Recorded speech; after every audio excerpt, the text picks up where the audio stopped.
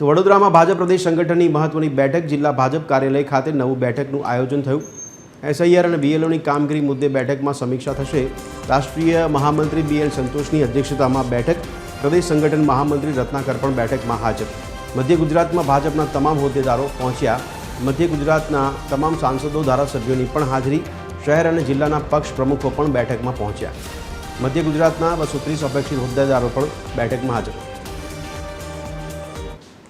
मध्य गुजरातना अलग अलग जिल्लाना अलग अलग विधानसभा में अलग अलग बूथ में जो एसआईआर की कामगीरी चाले छे एनु सिंहावलोकन थशे।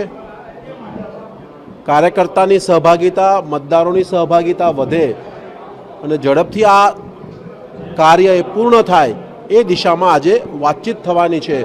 ए माटे आज महत्वनी बैठक माटे थईने राष्ट्रीय संगठन महामंत्री आज वडोदरा जिल्लाना वंदे कमलम कार्यालय खाते आव्या छे।